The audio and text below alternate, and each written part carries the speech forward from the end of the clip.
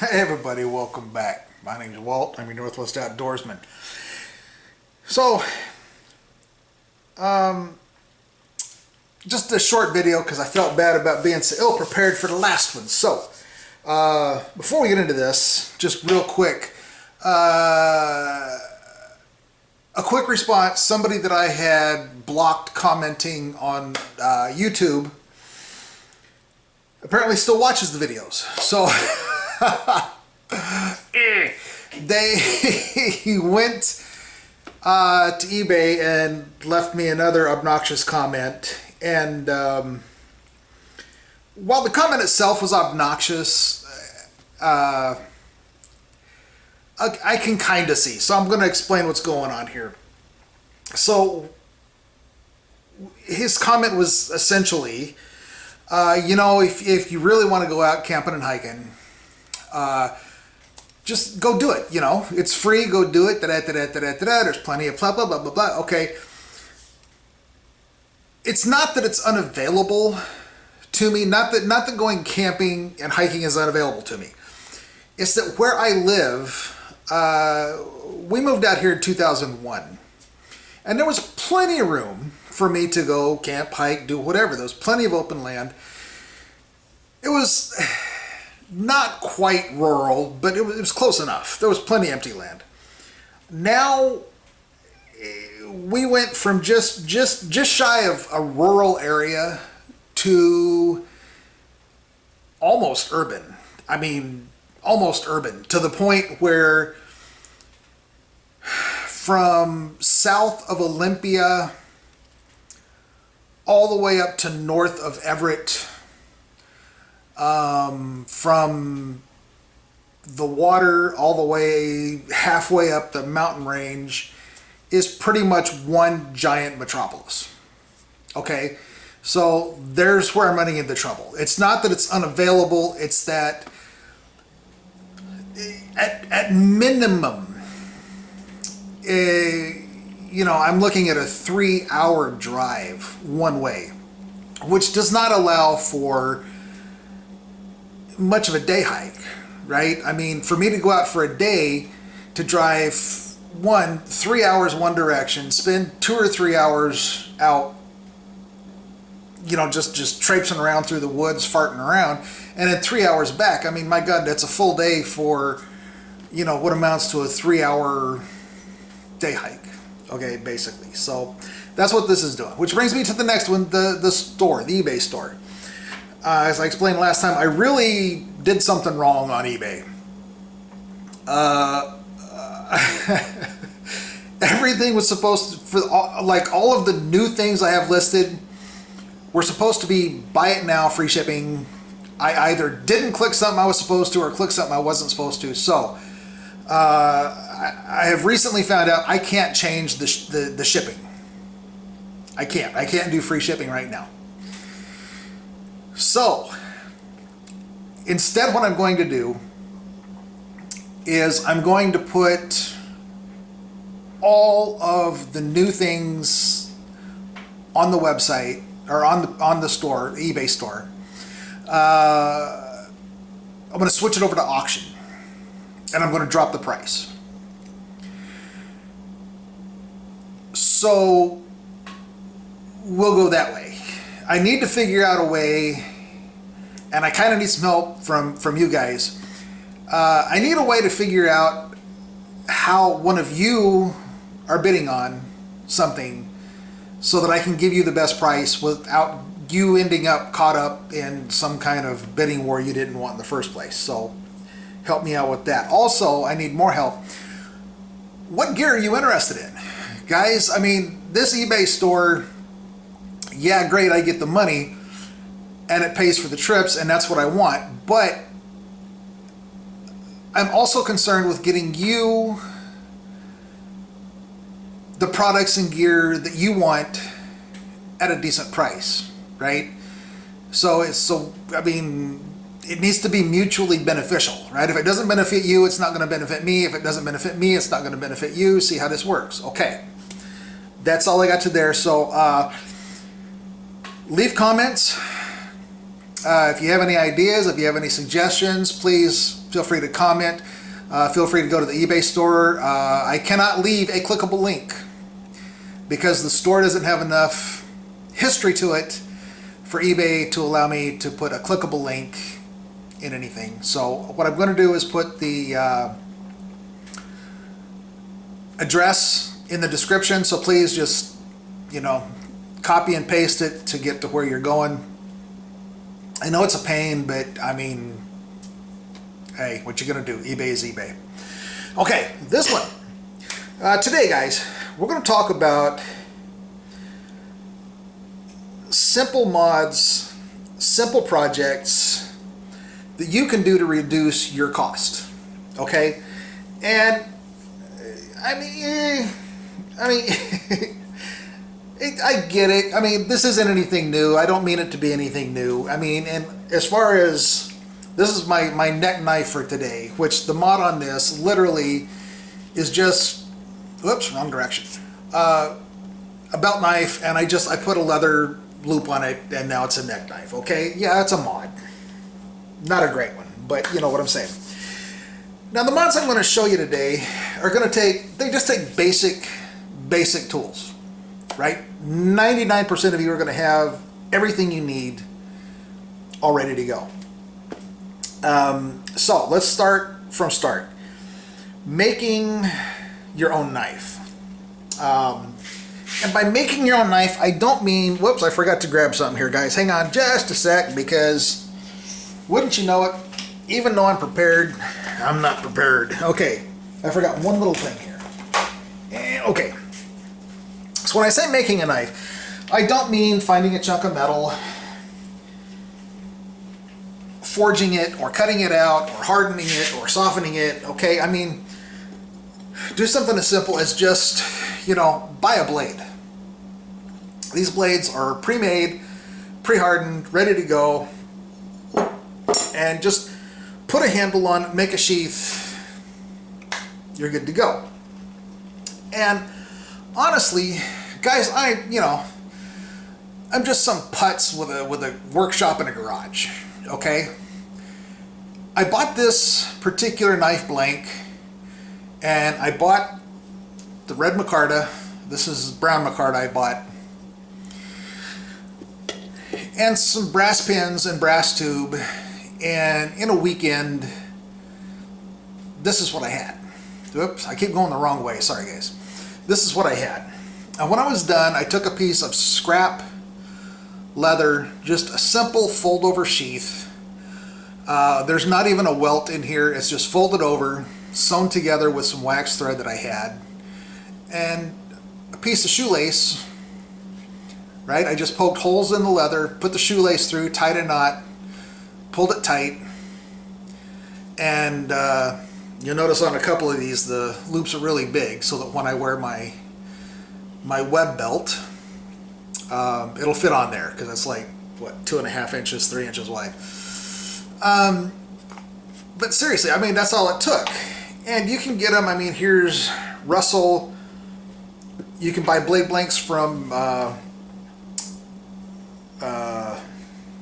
I'm looking at it, Russell, good God. Russell Green River. Green River was what I had a hard time with. This one is from Condor Tool and Knife, right? This is just a generic one like you see in the back of in the back of knife magazines, right? They have just these generic blanks. That's what this is. That's what this one was. Okay, and literally all it takes is a box cutter or a razor knife, right? And I mean, we all know box cutters are box cutters. These things are dirt cheap. This particular one is Jiffy Cutter. I want to say they're like they were less than $2. I haven't looked them up recently. And of course, just your basic Stanley, you know, razor knife. Nothing special. Excuse me. Brass pins, brass tubing. It's available at just about any hardware store. Okay? And that's all it takes. Now, aside from this, you're going to need some files, a hammer, which again I didn't pull out, pliers or multi-tool. Okay, for the leather, I went out and spent $12 and I bought a leather punch. You don't need a leather punch, guys. You got a nail, right? Take your trusty McFile here and put a point or drive it into a piece of wood or a piece of micarta. Cut off the head, sharpen up the other end. Now you've got an awl. Just saying. But projects you can do, and they're simple. I bought this knife. This is the old Normark, right? But I bought it didn't have the sheath, so I just took a piece of, again, scrap leather I had, and I took some leather. See if you can see that. Wrong direction again. Just leather lacing, and I just made an X over the top to act as in place of the welt. Okay, that's all I did. I put just a paracord loop here. That's all this is, paracord. Okay, and that's it. That's all it takes, right? Like literally, I stopped and ate lunch, and I think this took me 3 hours, and I was watching TV at the same time. So there we go. Another one you can do, right? We all know the Eldris here, right? This is the Eldris. Eldris doesn't come with a belt loop. And all I did was take a piece of leather. Just thin. You can see how thin the leather is on that, right? And I punched holes in the back. And this is, what is it? Nope, that's all leather. Whoops, God, I can't get up and down straight here. I just looped leather around it, pulled it tight, right? Made it. It's simple, it's easy, it's quick. And it's something that not everybody's going to have, right? They're going to have the ready-made ones, which are great. Don't get me wrong, they're great. But like this one, yeah, this isn't coming off without a fight. It'll come off. It's coming, but it's a fight. Okay, which is good because I don't want this to come off. I like it. I want it to stay there. I don't want it off. Now, if I really wanted to make it permanent, I just fold this down. Drop in some super glue, let it dry, and it's not coming off. But this way, I can hang it off my belt, and it's just right there. Other projects you can do. This one I got real bored. I had a knife, I had the sheath, and this is just this one is the old Schrade. This is the Schrade that was when Schrade was owned by the Schrade company, by the Schrade family. This Schrade is after Schrade went out of business in 2004 and somebody bought the name. And I grabbed the wrong way. We go. This is originally, right, the profile. Now I love this handle. I love the shape of the handle. It's for me, I have size large hands, right? Now I know people say that, but there's no perspective. So for perspective, Wells Lamont work gloves, I wear size large, and I completely fill the glove. Okay, so exactly size large. But you can see that's the blade profile. So I had an old one, and I had the old leather sheath that came with it that always ended up, you poked out the sheath, the point would always cut through the sheath. And I'm not a huge fan of trailing points, guys. I know, I've just showed you two, but still. And so this is what I did to this one. And give you some perspective here. See, so I'm doing this upside down and backwards. So first thing I did is I took the hump off. I do not like that thumb wrap. Not on a knife that small, not for what I was using it for. And of course, I didn't particularly care for the trailing point, so I just made it all straight. And the result is a very small narrow blade, relatively thin. I mean, you know, it's got to have some thickness to it to make it good. But now, right, it doesn't matter how I hold this, it's comfortable, as opposed to one with the hump on it. Like, I can hold it this way and it's mostly comfortable, but the thumb ramp right here is digging into my finger here, and because it's thicker this way with this thumb ramp on it, well, now, right, this is digging in to the meat of my hand here. Okay, so I just did away with that. I have carried this one since, oh my God, 83, 84. Yeah, and it does not have a 90-degree spine, and we'll get into 90-degree spines in another video because that just chaps my ass. I'm sorry. Then again, I love scrap leather, guys. I do. I love scrap leather. I just folded it over. Again, there's no welt in here. It's just sewn together. There is a trick to making a sheath without a welt. And it's something, unfortunately, it's an expensive lesson to learn. Because without the welt, if you make it too form-fitting, right? So you can see, whoops, if I can get everything, there we go.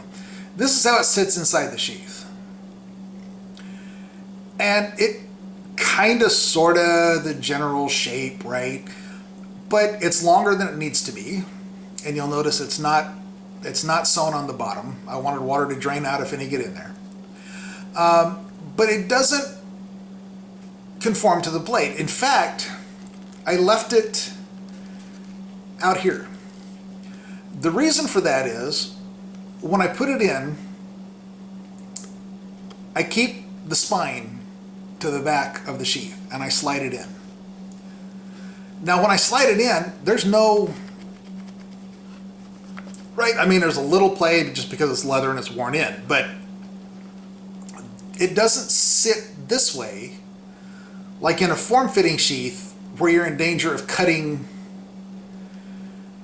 your threads, right? You just keep it up a little bit. And it works great. And I did wet form this a little, not a lot, because, okay, wet form sheaths are another thing I have a problem with, but beside that. Now it doesn't have, and this one literally, this I did with a, what did I do? I did this with a file. I took the tip off, actually with a pair of pliers. Right? So I just grabbed hold of the tip and snapped it off. And then I filed. The hump itself was fairly thick. And I tried to use a hacksaw.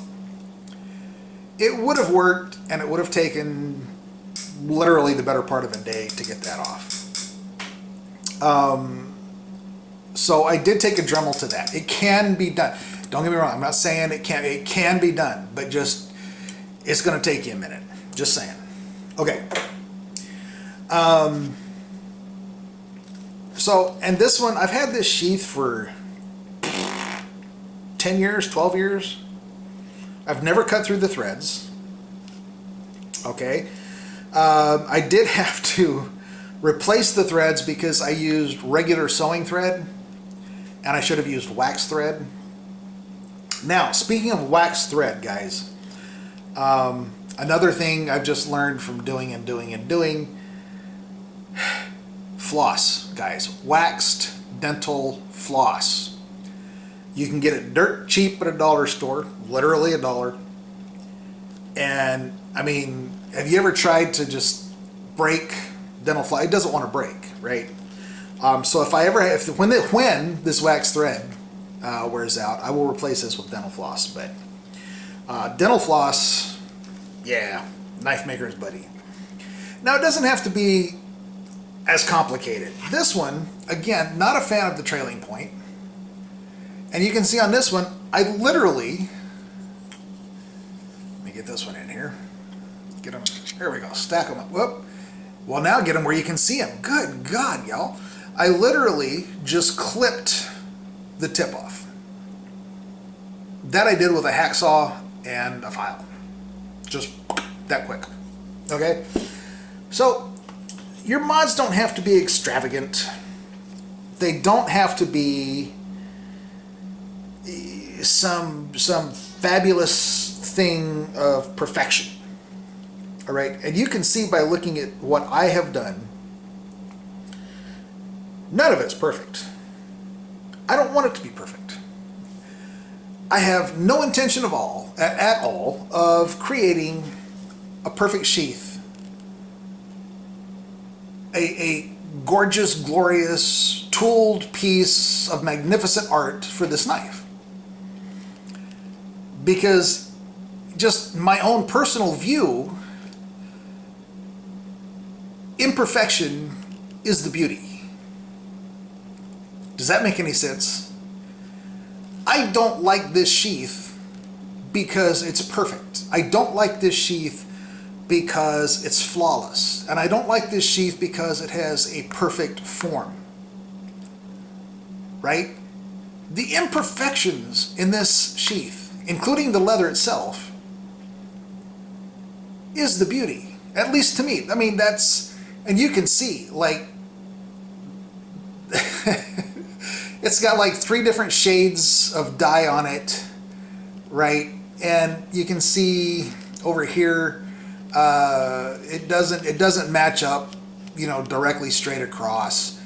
And you can see here the where I flipped it over for the belt loop. It's not centered. I eyeballed it, right? I eyeballed it and I ended up way over here. Now, if things like this don't bother you, this project, this entire project, the sheath and the knife, this entire project is a day. And I guarantee you, I have never, ever, ever, ever, ever, ever, not once, seen another Schrade 152 OT, the sharp finger, with this profile. Ever. And yet at the same time, every time I let somebody use this knife, I get the same question every single time. And that question is, where did you get this knife? And the second you say, I made it, or I modified it, people don't want to hear it. They just want to go out and buy crap, right? Which is fine. Good God, I bought more crap than anybody else. But they don't want to work on anything. They don't want to see. I love this knife. I love this knife, but in this profile, not so much. Really don't like the thumb ramp. Really don't like upswept blades. So I took it off. And guess what? One, I have a knife that I have never seen anybody else with, and 2, I love this little sucker. I mean, it fits in every, no matter how I hold this knife, right? It's comfortable. Like, I can even, if I want to do really fine detail work, I can lay my finger, that sits flat against the spine. It's just flat against the spine. There's nothing in my way. It's perfectly comfortable, right? I can put my thumb here, I can put it here, I can put it here. This one I can do the same thing, but now see, I've got this digging into the ball of my thumb. Can I use it that way? Yeah. Is it comfortable? It's not uncomfortable. I'll put it that. It's not uncomfortable this way, but it's not comfortable, right? Can I lay my finger on it? Yeah, but can I lay my finger flat on it? No. And if I try, right, now I've got this digging in here. See what I'm saying? I can hold it upside down, but it's awkward because this angle, see, I'm getting where you can't see it now. This, in fact, let me here. Wrong way, dum-dum. There we go. So when I hold this upside down, this is, you would think it would lock your finger in, right? But it doesn't. It's not at enough of an angle. Whoops, not at enough of an angle to lock your finger. It's just kind of, I can do it, but it's awkward. Where with this one, I mean, yep, there we go again. Like I can lock my fist on that. That's not going anywhere because I don't have. Dang it! I can't get up and down straight. I don't have this in the way. Likewise, I can do really fine work. Whoop, there we go. With the tip because it doesn't sweep up. I'm not trying to guess where my tip is. When I hold this knife this way, I know exactly where the tip is. When I hold it this way, I kind of have to, see what I'm saying? To get the same tip angle, right? This is the difference in the angle that I have to hold the knife. So, okay. So it doesn't, zoom out, dum-dum. Zoom out, dum-dum. There we go. Okay. It's a good thing I'm pretty, because I ain't too smart, y'all. Well, there goes my light. There goes the light. Way to go, genius. Oh, y'all. You boy here, I don't know what's going on with me today. Okay. So anyway. Really, dude? God. Oh, good Lord. Okay. Honest, y'all, I'll get it together one day, I promise. It probably won't be any day soon, but someday. So, your mods don't have to be to this extreme. They don't. Okay? And when you make gear, so something as simple as a knife sheath, right? It doesn't have to be perfect. It doesn't have to be. I don't want mine to be. Or just even modifying the sheet. Yes, I could have gone out and, in fact, I have two of them right now. The just slip-on made by, right? You just slip it on. It's the polymer with the leather, where the leather-like loop. I don't know if it's leather or not. And I put it together with just the leather lacing. And after I did the leather lacing, I got it good and tight. I put on some super glue, let it dry, tied up my loop, and now I've got it the way I want.